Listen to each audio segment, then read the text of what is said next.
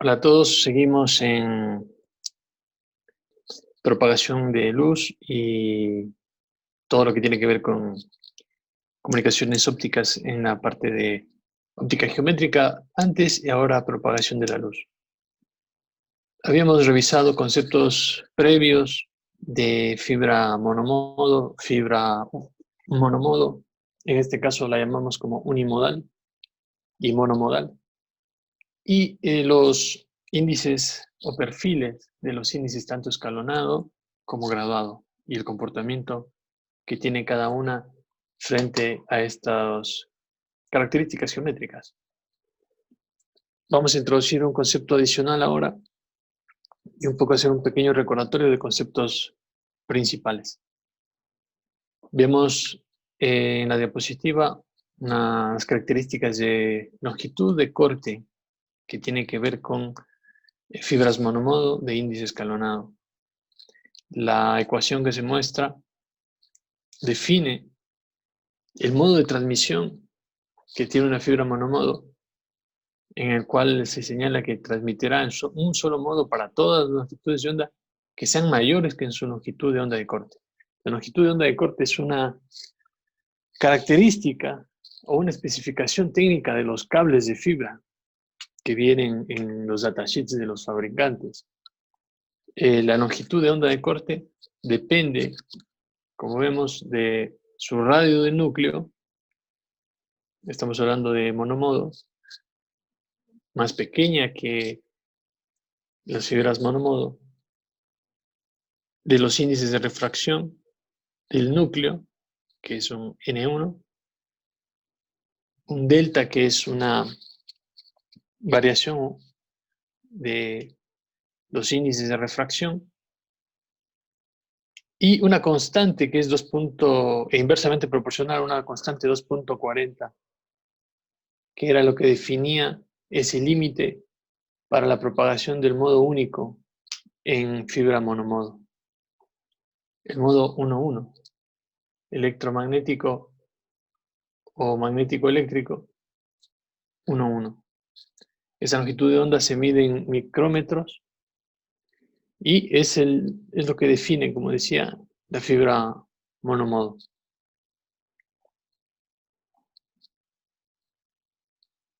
Esto ya hemos visto anteriormente, como un recordatorio, vemos el comportamiento de una fibra dentro de un core, de una fibra multimodo en este caso, dentro de un core con una señal inicial, si se quiere, un pulso que ingresa por el núcleo de una fibra monomodo que está entre 50 y 100 micras de diámetro. Habíamos hablado de los cambios abruptos en la interfaz, habíamos hablado de reflexión interna total y tenemos claro que es un índice de refracción para varios medios.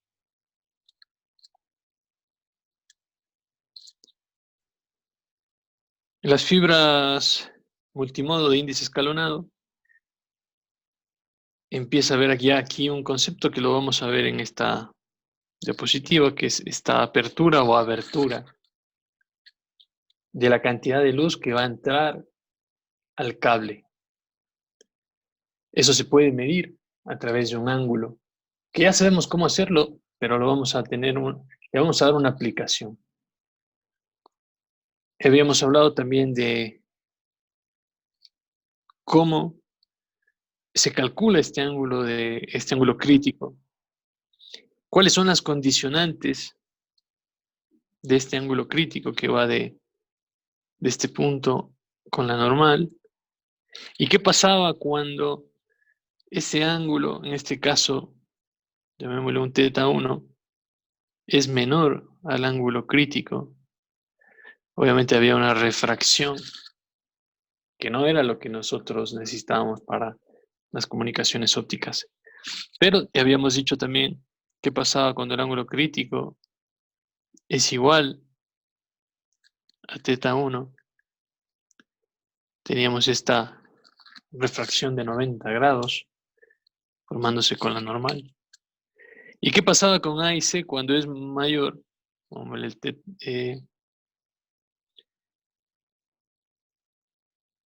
ángulo crítico es menor al ángulo θ1, que en este caso A y C, se reproducía o producía una reflexión interna, que era lo que nosotros sí queríamos encontrar para el funcionamiento correcto dentro de la fibra. Definíamos índices de refracción.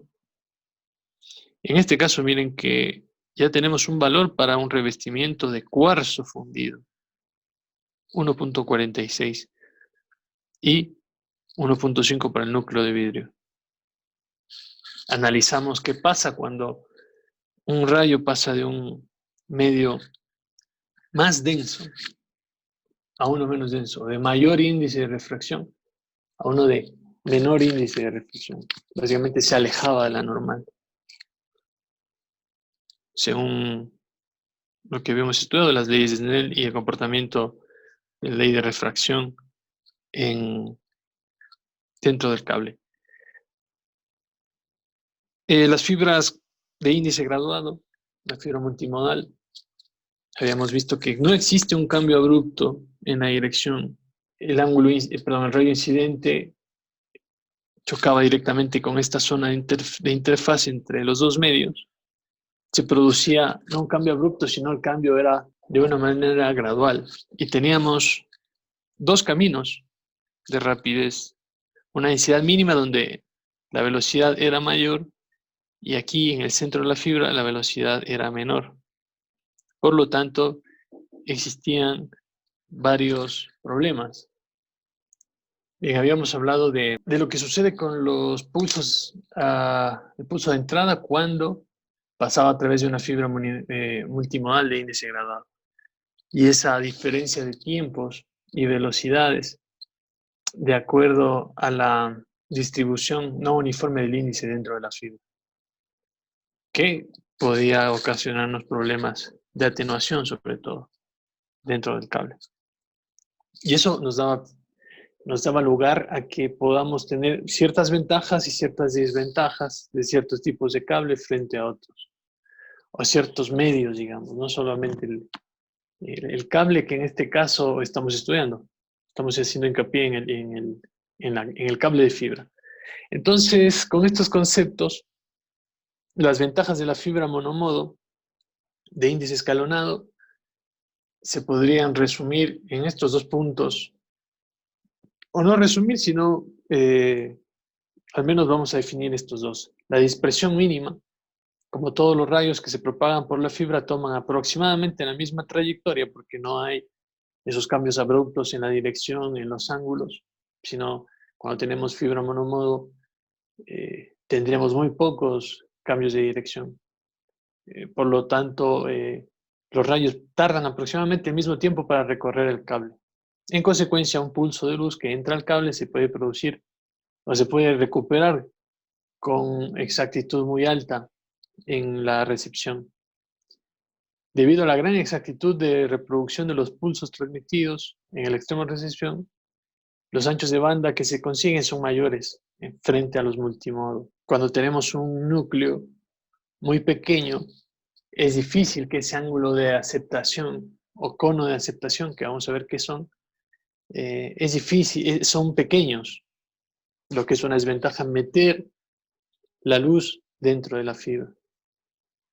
La abertura o la apertura de la fuente a la fibra es la más pequeña de todos los tipos de fibra. Se requiere una fuente luminosa muy direccional, en este caso un láser, para acoplar la luz, y son más costosas y difíciles de aplicar que las multimodo. Haciendo referencia a algo, ¿no? Las fibras multimodo son más baratas, su fabricación es más sencilla, es más fácil acoplar la luz dentro y hacia fuera de estas. Tienen una mayor apertura o abertura de aceptación, cono de aceptación. Desventajas de la multimodo escalonada. El cambio abrupto de dirección y la reflexión que se produce hace que los rayos sigan trayectorias distintas por el cable. Hay un retraso en los tiempos de llegada, lo que produce mayor atenuación o pérdidas, distorsión de la señal en potencia, en amplitud y en fase. El ancho banda de la capacidad es menor que con los otros tipos de cable.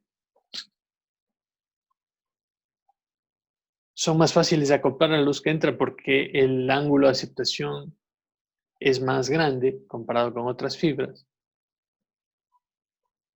La distorsión debido a las trayectorias múltiples de propagación es mayor que en las fibras unimodo o monomodo de índice escalonado, hablando del índice graduado. Y son más fáciles que fabricar que las monomodo de índice escalonado, pero más difíciles que las monomodo escalonadas. Bien, a esta gráfica la habíamos visto ya anteriormente. Tenemos el ángulo de incidencia externa, que es muy importante en esto. Este ángulo de acá.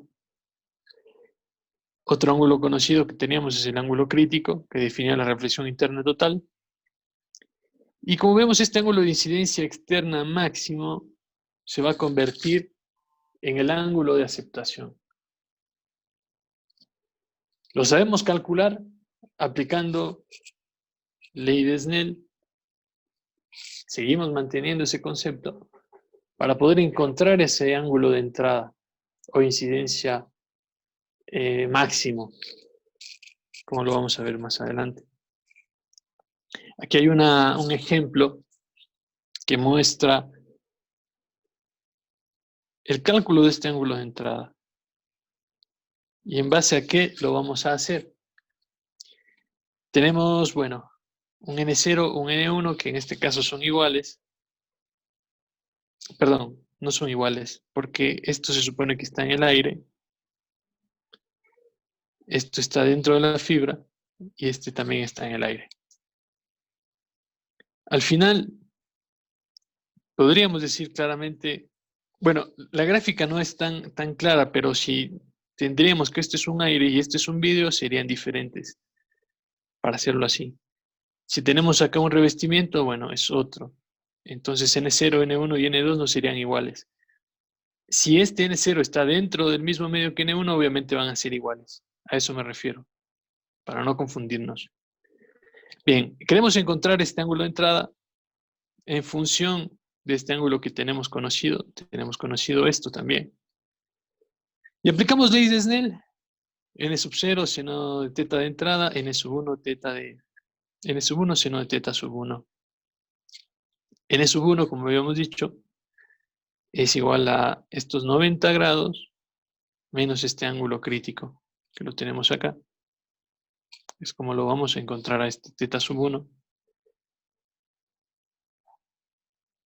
Este seno de teta sub 1 es igual a seno de 90 menos ángulo crítico, haciendo aquí la sustitución.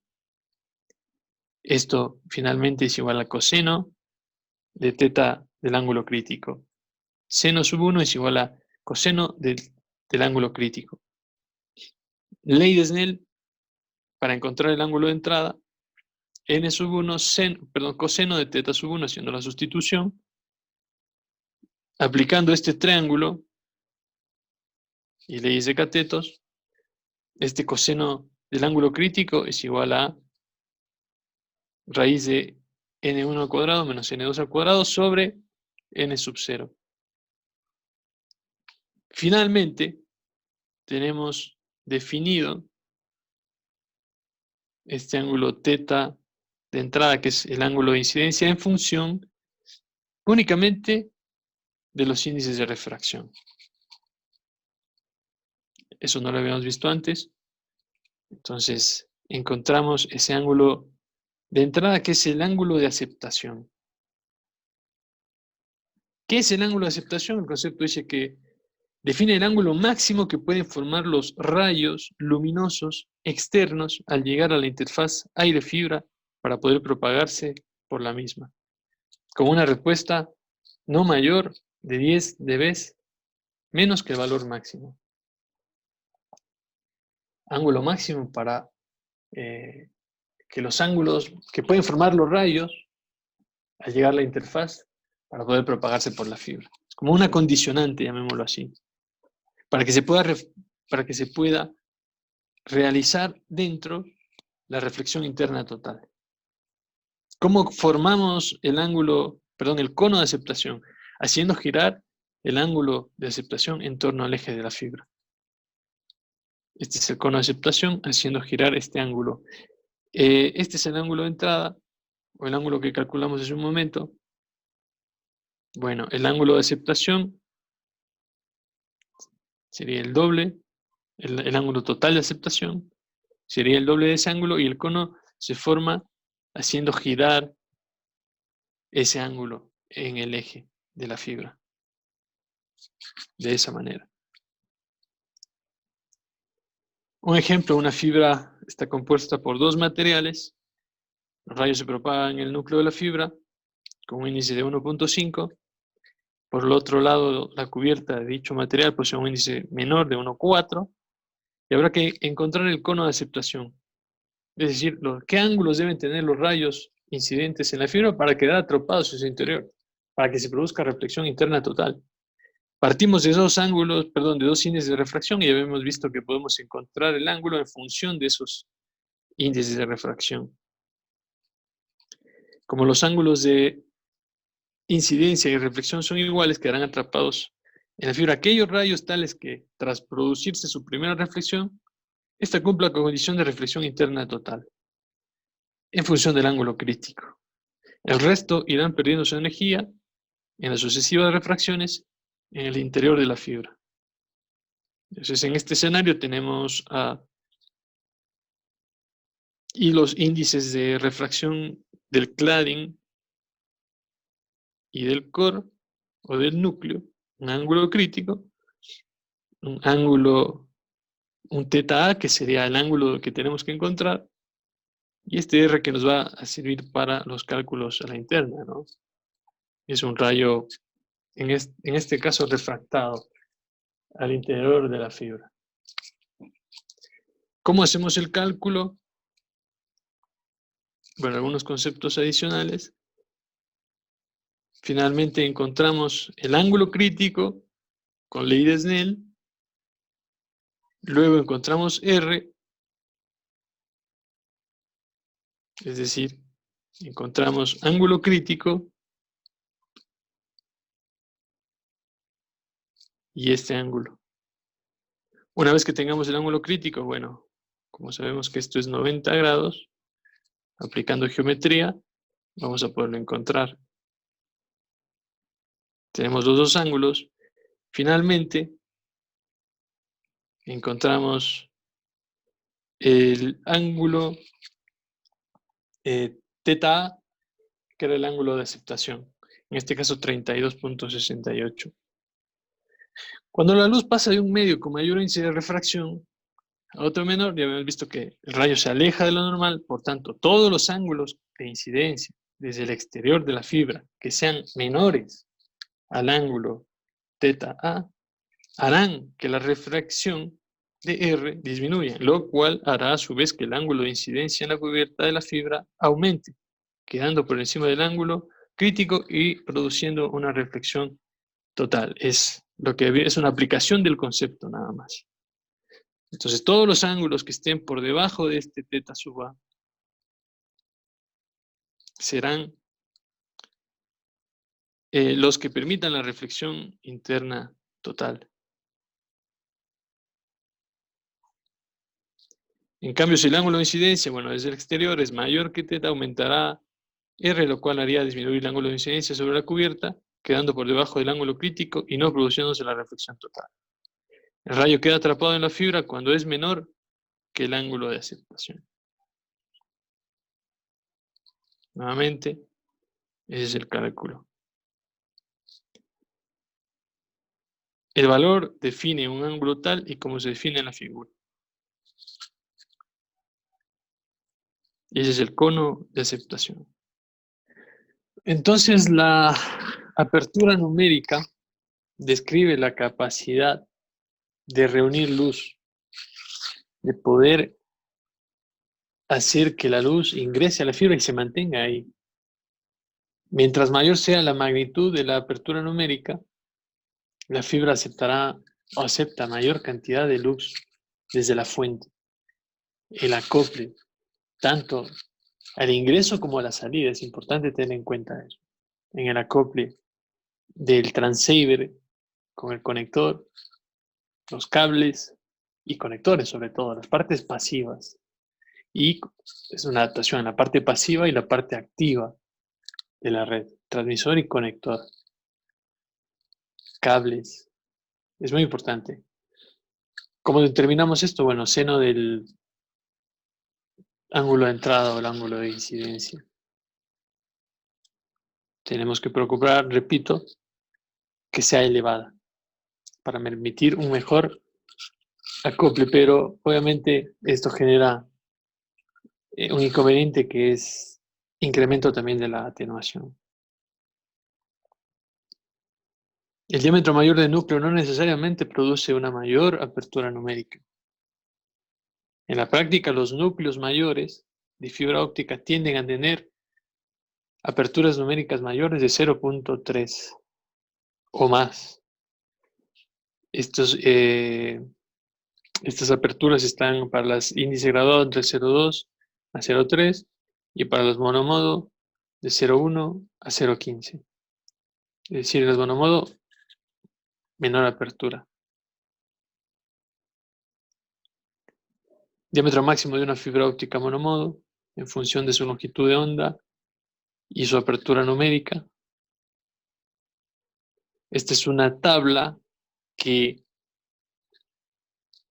la CCITT en ese tiempo hace una recomendación es la recomendación G652A. Es una especificación de un cable de fibra con algunos parámetros que ya hemos visto algunos, otros nos quedan por ver, pero sabemos el diámetro del cladding.